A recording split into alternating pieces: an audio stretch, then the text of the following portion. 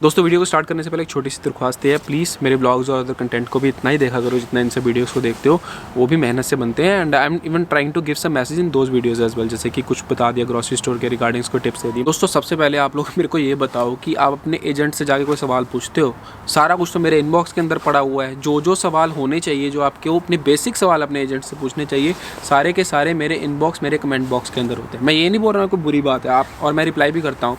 And I am glad कि मेरे को हेल्प करने का मौका मिल रहा है। भगवान ने मेरे को इस काबिल बनाया कि मैं लोगों की मदद कर सकूँ। ये बहुत बड़ी बात है। हर किसी को भगवान का ये हुक्म नहीं होता कि तू जाके लोगों की मदद कर। मैं I am trying to help and I am really glad that I can do that. किंतु परंतु तो आप लोगों ने उन एजेंट्स को बहुत सारे पैसे दिए हुए हैं। एक तो आपने उनको स्ट्रेट अवे जो उनकी 10-12 हज़ार रुपये, पता नहीं 20 हज़ार रुपये जो भी उनकी फ़ीस होती है वो दी। ऑन टॉप ऑफ दैट उन लोगों ने सीधा वहाँ से भी कट लेने हैं। आपको पता है कॉलेज से भी कट आते हैं, ये कोलैबोरेशन चल रहा होता है उन लोगों का। तो दोस्तों आप लोग जाके उनसे सवाल पूछिए। उनसे सवाल पूछने आपका हक है, आपकी ज़रूरत है। दोस्तों इस चीज़ के 2 या 3 रीज़न हो सकते हैं। Number 1, you are shying off from your agent, आप उससे शाई करते हो। नंबर 2, आप लोग मेरे से इतना कंफर्ट हो चुके हो कि आपको नहीं भाई हमसे पूछ लेंगे, ये हमें ज़्यादा भाई की तरह लगता है या कुछ भी है, तो let's ask him and this is something. तीसरा जो चीज़ हो सकती है कि आप एजेंट से पूछते हो, वो आपको टरकाता है, वो आपको सही से बताता नहीं है, या फिर वो आपको बोलता है कि यार मेरे पास इतना टाइम नहीं है, मेरे पास और बहुत ज़्यादा लंबी लिस्ट पड़ी हुई है। दोस्तों अगर ये तीसरा केस है, ये बहुत गलत है।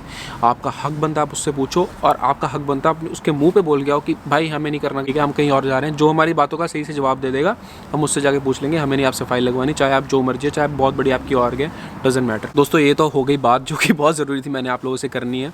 अब चलते हैं आज की वीडियो के टॉपिक के ऊपर। दोस्तों बहुत ज़रूरी टॉपिक है। मैंने देखा है बहुत सारे आप लोगों के बीच में अभी भी कन्फ्यूज़न है कि प्राइवेट कॉलेजेस क्या होते हैं, प्राइवेट कॉलेज में वर्क परमिट मिलता है कि नहीं मिलता है, प्राइवेट कॉलेज में स्टडी की क्वालिटी होती है कि नहीं होती है। दोस्तों आज इस वीडियो के अंदर हर उस चीज़ का जवाब है। मैं 3 तरह के प्राइवेट कॉलेजेस आप लोग को एक्सप्लेन करूंगा। नंबर 1 जो रेगुलर प्राइवेट कॉलेजेस होते हैं, they are but designated learning institute. Number 2 जो प्राइवेट कॉलेजेस होते हैं बट साथ में आपको कंडीशनल वर्क परमिट भी दिलवा के देते हैं। नंबर 3 जो प्राइवेट कॉलेजेस होते हैं और वो कोलैबोरेटिव होते हैं। तो इन तीनों के बारे में बात करूंगा, वीडियो के एंड तक बने रहना। सबसे पहले बताऊंगा उन कॉलेजेस के बारे में जो कि नॉर्मल डेजिग्नेटेड लर्निंग इंस्टीट्यूट्स होते हैं। दोस्तों ये जो कॉलेजेस हैं, these are eligible to ask you guys to come to Canada and study. ये लोग आपको कनाडा बुला के पढ़ा सकते हैं, they are eligible for that, इसीलिए they are designated learning institutes. पर इन पे कुछ भी PGWP के नॉर्म्स मेंटेन करने का प्रेशर नहीं होता। मतलब यहाँ पे आपको स्टडी बहुत ज़्यादा ईजी हो सकती है, आपको मिल जाए।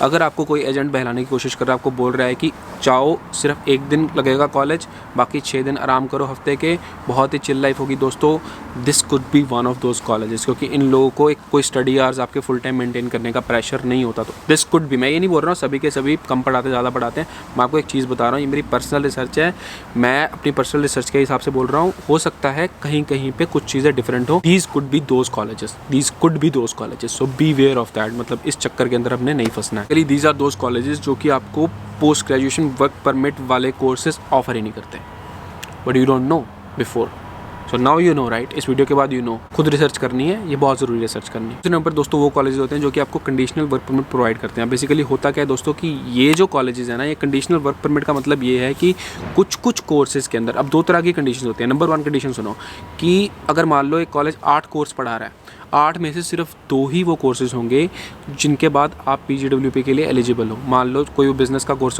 हो सकता है, कोई आर्ट्स का कोर्स हो सकता है, वो जो स्पेसिफिक कोर्सेज हैं, only those courses are eligible for work permit, rest of the courses are not eligible for work permit. तो basically this can be one thing. जो दूसरी जो कंडीशन हो सकती है तो ये हो सकती है कि आपको ट्रांसफ़र लेनी पड़ेगी, कि आधा कोर्स कॉलेज के अंदर कर दिया और बाकी आधा कोर्स अगर आपने यूनिवर्सिटी के अंदर जाके किया, then you are eligible for work permit. तीसरा और सबसे फेमस टाइप का जो प्राइवेट कॉलेज है, वो प्राइवेट कॉलेजेस हैं जो खुद के उनके जो कोर्स होते हैं वो अगर वो आपको करवाते हैं, they are not eligible for work permit. परंतु किंतु उनकी कोलैबोरेशन चल रही होती है किसी पब्लिक कॉलेज के साथ, अगर वो पब्लिक कॉलेज का कोर्स वो अपने इंस्टीट्यूट्स के अंदर करवाते हैं, then students are eligible for work permit. Basically होता क्या है कि इसका एक प्रोसेस होता है। अभी उन कोर्सेज को कराने के लिए उनको प्रॉपर जो है इंफ्रास्ट्रक्चर डेवलप करना पड़ता है, उनको प्रॉपर टीचिंग आवर्स देने पड़ते हैं, प्रॉपर शो करना पड़ता है कि इस तरह से पढ़ाया गया है बच्चों को कि दे फिट इनटू द नॉर्म्स जो कि गवर्नमेंट ने डिज़ाइन किए हुए हैं कि हाँ इतने घंटे बच्चा पढ़ेगा अगर हफ्ते के अंदर, then they are eligible for work permit, otherwise they are not eligible for work permit. तो ये जो है ये बहुत ही बेसिक नॉर्म होता है उस चीज़ का। दोस्तों इस तरह के कॉलेजेस जो सबसे ज़्यादा ट्रेंड में है। इस तरह के कॉलेज जिनकी सीटें सबसे ज़्यादा फिल होती हैं। तो एक बड़ी इंटरेस्टिंग बात है इन कॉलेज को लेके जो आपको बिल्कुल मिस नहीं करनी चाहिए, आपको ये बात सुन के जानी चाहिए।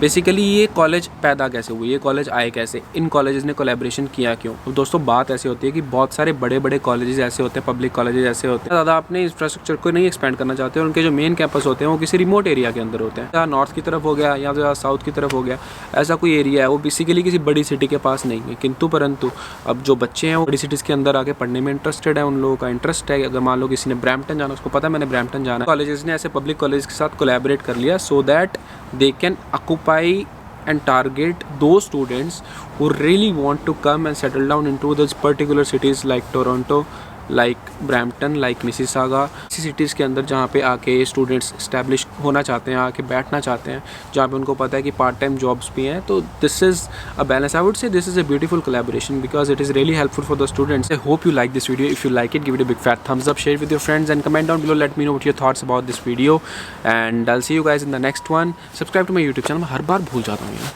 do subscribe to my YouTube channel.